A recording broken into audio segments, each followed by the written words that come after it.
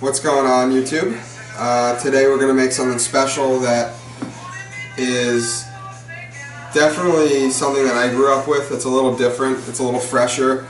There's two types of Italian sauces you could do. You could do an all-day sauce, which is pretty good. You could throw things like Bushel and meatballs and sausages. Pretty much sky's the limit, and it cooks. You can cook it for 5 hours or you can cook it for 2 days, but the tomatoes will kind of dwindle down. You have to keep adding. This one's called a pomodoro sauce. It's much simpler. You use fresh basil, which we'll put in afterwards. And right now what we're going to do is just start with browning some sausages. We have some oil in the pan, some olive oil. So you want to get those done.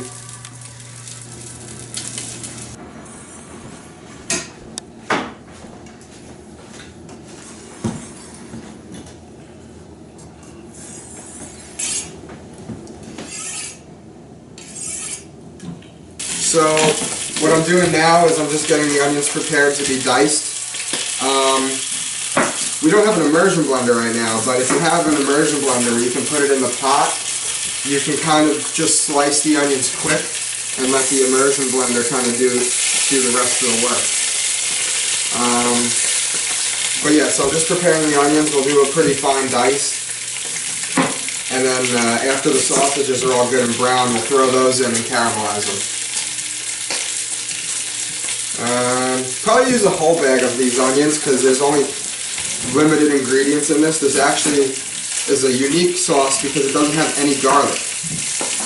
And usually people, when I tell them that, say, well, that's weird. But after they eat it, they always say they don't need it. Am I going? So I am a chef and I still cry every time I touch an onion. And when I'm at work, it's really embarrassing because it's always a bunch of like macho wachos, and they're so used to it, and they see me cutting onions, and I just tear up. I don't know why, but I don't think I'll ever break out of it either. What I learned from a good buddy of mine in the kitchen, though, is you could take saran wrap or plastic kitchen wrap and just make a vacuum around your face. And the first time I saw them do that, I thought they're not brown on every little surface, but it's just good enough to add a little fond to the pot and add a little extra flavor and keep all the good juices in there. Alright, so I'm just doing rough dice on the onions. Nothing too fancy. And I'm just going to like throw them in here as I do them. You want them to kind of caramelize. And this way, that's what makes this kind of a quick sauce, is that all the ingredients are kind of all cooked by the time you get them all together. Pretty good, quick way, and probably the way everybody knows how to do it, is to take your onion and make a downward cut once, downward cut twice. And some people don't cut all the way through lengthwise, but I do, so I'm not left with any extra large piece of onion that I kind of have to go through and cut again.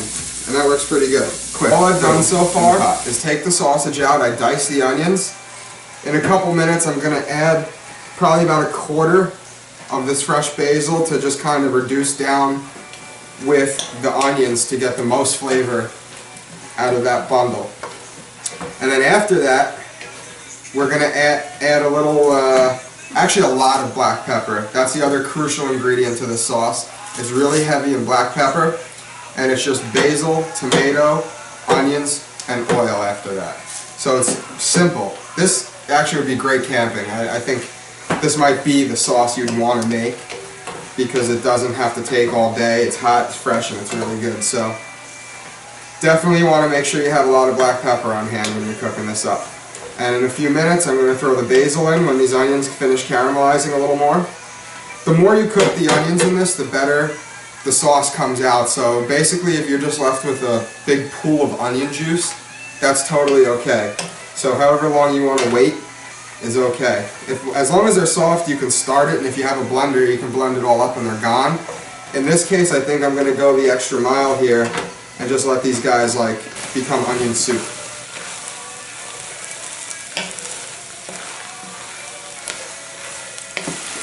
So the secret with basil that not a lot of people know is that you don't want to cut it too many times. You want to have whatever area of the basil you're cutting, you want that to be really the only time you cut it. It's similar to cilantro in a sense, where it'll wilt and it'll kind of just be unpalatable if you hit it too many times with a knife. So a good way, and this is an easy way to remember it, you pretend like you're making a cigar out of the basil. So it's a little slow going, but you take each leaf and you make yourself a little stack, and then you roll it up like it was a cigar or a cigarette or, you know, whatever things you might roll. And always make sure your fingers are clawed so you don't cut your finger off. And you just hit it one time. And at the end, just let your knuckle do all the guiding. There's a thing in the culinary world called fond, F-O-N-D. And basically, in simple terms, all that is when you cook something, whatever develops on the pan underneath what you're cooking. When it's just onions and a touch of salt, and you get a little bit, and you just scrape it up, and you taste it, just the onions, it is basically just a symphony. Now that the onions are dark brown, beautiful, it's time to add your basil first. In fact, I'm going to go ahead while the onions are still cooking on their own and kind of salt bae some basil in there. And in my opinion, that's my own little thing, but I feel like it brings out a very robust basil-y flavor from the get-go, and it kind of conserves your basil. If you just add it into the sauce, it doesn't really come out the same way. We're going to add some to the sauce, but I think it's good to add about a quarter of the basil you're starting with first and kind of let that get real nice and friendly. So now that we got the basil and the onions all nice together, I'm going to add my first can of tomato puree, my second can of tomato puree, and then for these, go ahead, try to give them a crush before they even get in there. They squirt juice, so be careful. But this is one of the first culinary activities I ever did, and that's just to crush these suckers with your hands. Not too many in there, it wasn't too bad, and now you just got some nice juice. Get that out of our way. See, I just squirted myself. Now we'll mix it up.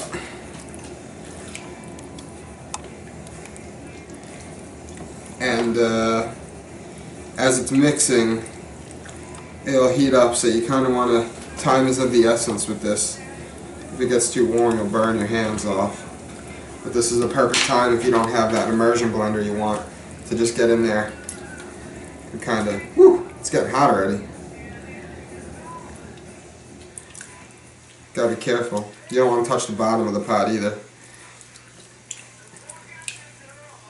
Just make sure you get it, you don't have to go crazy. It's a great pot, by the way, courtesy of the WorkingClassWoodsman. I don't know, this is very versatile. We have a hot Italian sausage that I had browned, still raw in the middle, which is good because that'll leak all the juices. All I did was, and normally at home I don't do this, but I want to try something different, I just sliced the Italian sausage so it'll kind of be through the sauce a little more entirely. Another thing you could do is you can make the sausage into sausage meatballs, which is a thing I like to do. I call them sausage balls. And another thing you could do is make sausage bolognese, where you can take it, brown the sausage, and break it up like you would do if you were making tacos or sloppy joes. And you'll have the sausage through the whole soup. So all I'm going to do is add, see all the juices that will flow, add that sausage to it now. And at this point, we're pretty much done. The only thing I have to do is to add, continue adding black pepper, because that's just I can't stress enough how important black pepper is. Just spending some time here getting the black pepper in. You really need a lot of it. And believe me, by the end of it, it's not going to be all that peppery. The pepper kind of just dissolves and becomes like a back note. And that's really what we're going for here.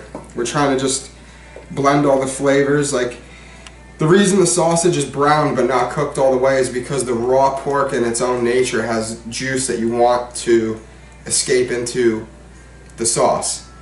But also you gain flavor by having that caramelized coating on the top of the sausage. So at this point, we've just had the sauce simmering for a little longer than normal. That's just because we didn't have the immersion blender, but it gets everything really nice and soft and makes it more like a marinade rather than, I don't know, like a thin sauce. But now what we're doing is we're just bringing this water up to a boil. We put a little oil, a little bit of salt in there, and we have some beautiful Bushel angel hair pasta, which is what we're going to go with tonight. So in traditional Italian, you break the pasta right in there. We have a couple extra little pieces in our colander. We're going to let that go for about 2 minutes. The timer's probably going to run, but what we're going to do is let that thing go and just take our time getting into the sink. When the pasta finishing up, it's we're going for the al dente. The timer just stopped, so I'm probably going to take it off now to get a good look at that. Perfectly cooked pasta right there. Angel hair. We are going to grate some delicious Parmesan cheese from the wonderful WorkingClassWoodsman, and that is another key ingredient that you just cannot do without.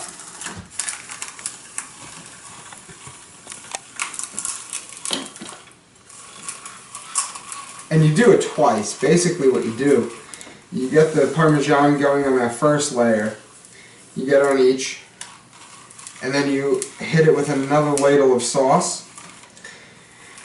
And then after that ladle of sauce, you cheese it one more time. And you're pretty much ready to go after some wonderful ricotta cheese.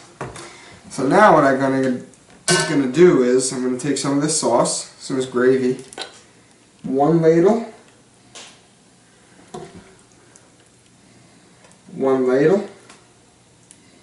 and you see there's some beautiful sausage. That one didn't get it, so we're going to fish around for some sausage for that one. And one ladle. And then, to finish this, you take a nice dollop of ricotta cheese and you just finish the plate with that. And really, you can't do without it. I mean, it's just like an Italian specialty. And he has a little bit of parsley flakes back here, so I'd be a fool to not take it and use some to garnish. Yep, it's gorgeous. Boom. Boom. A little more on that one, can't really see it. And boom.